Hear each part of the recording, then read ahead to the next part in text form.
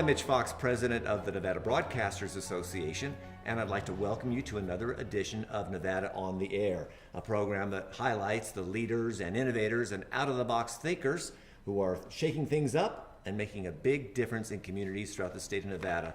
I'm thrilled to be here on the beautiful campus of the University of Nevada at Reno and to have Congressman Mark Amodei on the program. Congressman Amodei served in the Nevada State Assembly. I'm going to ask him if he can think that far back.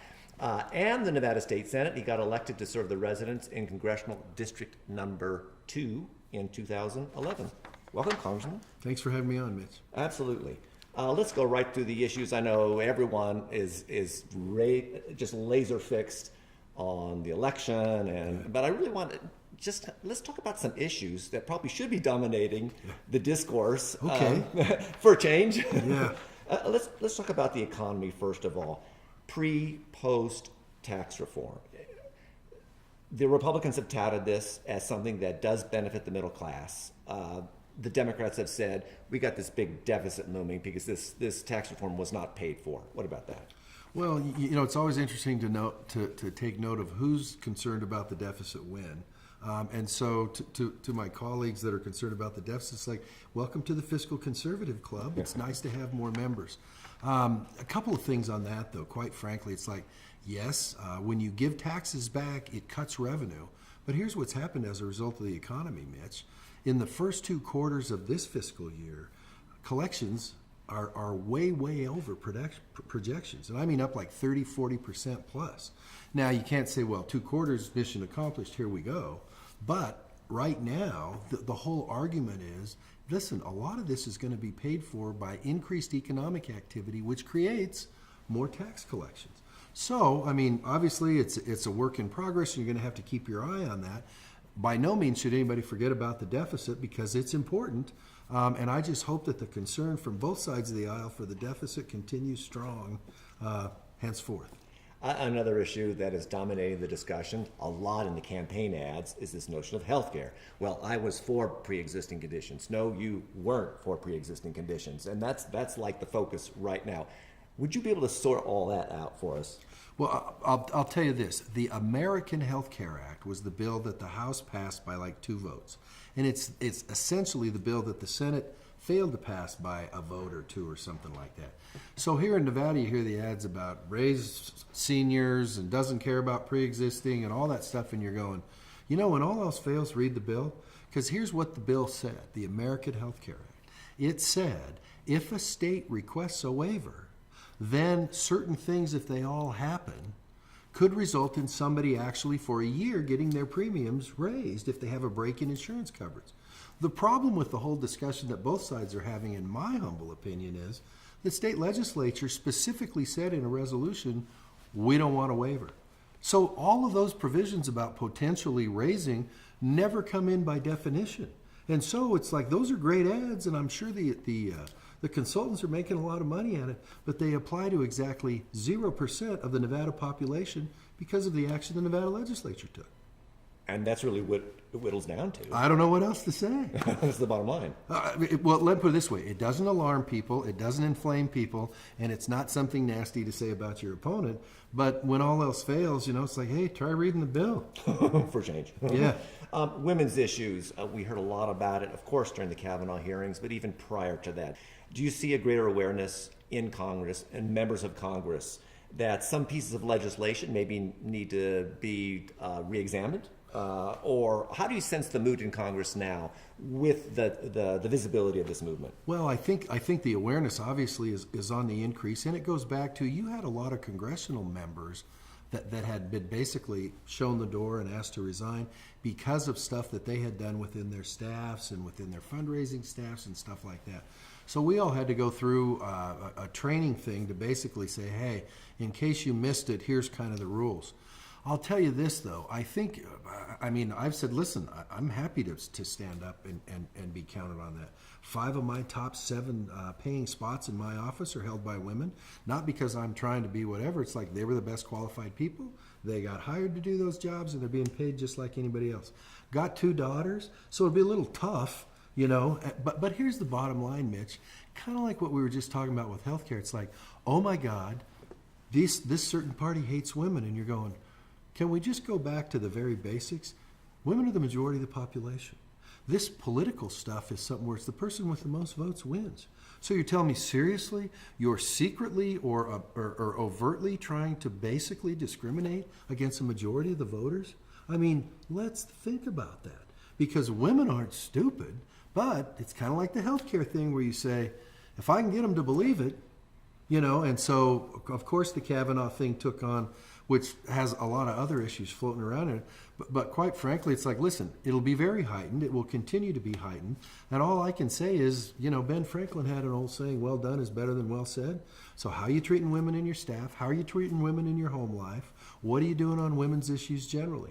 And I mean, I'm comfortable with where we're at on it. We think we've got a pretty strong record on it. But once again, you got to do the homework as opposed to listen to the national barking dog talking points. The president is barnstorming the country. He's campaigned for candidates. He was here in Elko. He's been to Nevada. He's been to a lot of battleground states, and appears in some cases to be helping candidates, particularly Senate candidates. What has Donald Trump done to the Republican Party, both positive and negative? You know, that's a good question. I haven't thought about that. I can tell you this. I think, like his predecessor, that he likes campaigning. And you go, and it's like, because those of us down towards the bottom of the food chain sometimes are like, wow, this is really a lot of fun, you know? So I think he likes campaigning as much as his predecessor. What he's done to the party is I think, first of all, he's not your Henry Cabot Lodge Republican. and so, you know, that resounded well with some people. But I'll tell you what I think he's done purposefully to some extent, and maybe even when he got elected, not purposefully, is I think part of the mix of the votes that he put together that got him over the top was because people were actually reacting to what they perceived in the national media as this, we're all in for the blue team or the red team or whatever. And it's like, you know, maybe as we continue to matriculate into who's in the voting population and that, I think at least with the older folks, it's like, listen, I want the news, and I'm capable of making up my own mind if I've got questions. But I think some of that was backlash from some of the national media folks saying, we want it, public opinion is our toy, and we're going to tell you how to play with it. And it benefited him.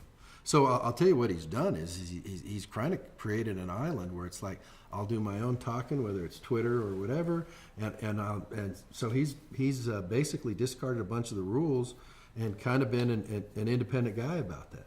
And so I think what we're going to find out this time is, because if you look at what he said he'd do, the boxes that he's checking, it's like he's getting down checking some of those.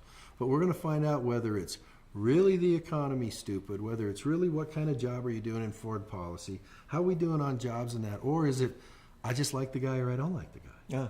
Because if it's a personality thing, I mean, let's face it, there's a lot of people just are saying like, listen, I just don't care for the guy's personality. And it's like, well, okay, how do you like how things are going at the shop, or how do you like, you know, whatever it may be. So it'll be an interesting, although, you know, as everything, Mitch, it's like, hey, who's going to turn out their voters? Exactly. I got to give you credit. People may not know, but you've been pushing for a solution to the immigration issue for some time. Yeah. And it still is, you know, we see these images of the caravan coming up from Central America. It scares a lot of people. But what should Congress do at this point? You know, just speaking for myself, it's been pretty frustrating because I'm not an expert on the Constitution. But there is a line in there that says the Congress shall regulate a system of naturalization. That means immigration. And so it's Congress's job. The last time Congress did something was in the Reagan administration, over 3 decades ago. So when you sit here and you say whether it's DACA, whether it's ag workers, whether it's people who have entered without an interview that are here, the visa system, all that stuff, it's like, listen, I've got a saying that says everything that gets uber politicized gets ruined. When we start talking about getting in the in the classroom and telling teachers how to teach, when you start talking about healthcare, it's like, you know, and immigration is certainly an example of that, where it's like, it's not that hard to set, you know, some new rules. A lot has changed in the last 3.5 decades. So it's not like we're rushing in and rebaking the cake before it's cooled off. But once again, it's been uber politicized. So you've got one side saying, we really care about you, and the other side being, you know, it's like, we, you know, build a wall. The wall's a good example. It's like, hey, I know it's a political talking point. A lot of that terrain is like this. A lot of it's rivers. It's not a wall. You know, by the way, it's 1,300 miles. About 600 of it doesn't lend itself to building anything. Hello, technology people. But Mitch, for instance, when you get off a plane in Reno or Las Vegas that comes from Mexico, somebody has you go through a line and say, who are you? What's going on? What's the deal? So, I mean, to talk about border security in a just a rational sense, it's like, yeah, we want to kind of know who's coming in and out of the country and have some control over that. That's not a bad thing. But the politicization has been, that's incredibly disrespectful, and you people don't like those people. The solutions are out there, quite frankly.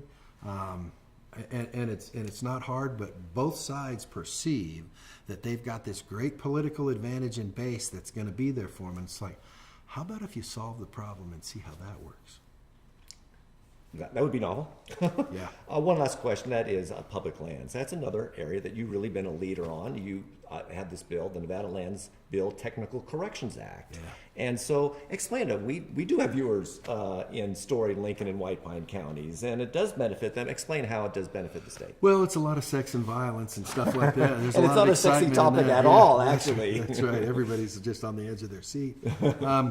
We've been doing county lands bills in Nevada for a long time. The Southern Nevada Public Lands Management Act turned 20 this year. Wow. Probably the most successful public lands bill in the history of the nation. Senator Bryan, Congressman? Senator Bryan, Senator Reed, I think Congressman John Ensign? Ensign, yeah. And so, you know, it's one of those things where, but now recently people's gone, oh, public lands bills and those are evil things. And it's like, first thing you should know is no public lands bill passes unless it's bipartisan. You know, there was this guy named Harry Reid who, quite frankly, took an interest in those things. So if he didn't like it when it got over to the Senate, guess what? Didn't pass. And so, you know, Catherine Cortez Masto, Dean Heller, I mean, it's a bipartisan thing. So that's been kind of lost in the talking points. The Technical Corrections Act went back to 3 different previous bills where they needed to have the dates adjusted because, contrary to popular belief, because a bill, for instance, the Southern Nevada Public Lands Management Act, authorized the sale of 70,000 acres in Las Vegas, in Clark County, okay? 20 years old. Guess how much is sold? One of the most dynamic public, real estate growth markets in the nation, and for sure the South, they sold about 35,000 acres, half of it in 20 years. Now, I'm not saying that's good or bad. I'm just saying the market tends to take care of those things. The Lincoln County piece was one where they were authorized 10,000 acres. I think they've gotten rid of like 1,000. So it needed to be extended to allow them to continue to do that. So this bit of, guess what? My favorite fishing spot or hunting spot's going to have some condos, some timeshares, and a convenience store on it. It's like the history simply doesn't bear that out. And the process that we go through in a bipartisan sense in both houses, quite frankly, is healthy, and it's produced some good products. Fantastic. Congressman, Thanks for having me. thank you for your time. And thank you for joining us. We'll see you next time on Nevada on the Air. Bye-bye.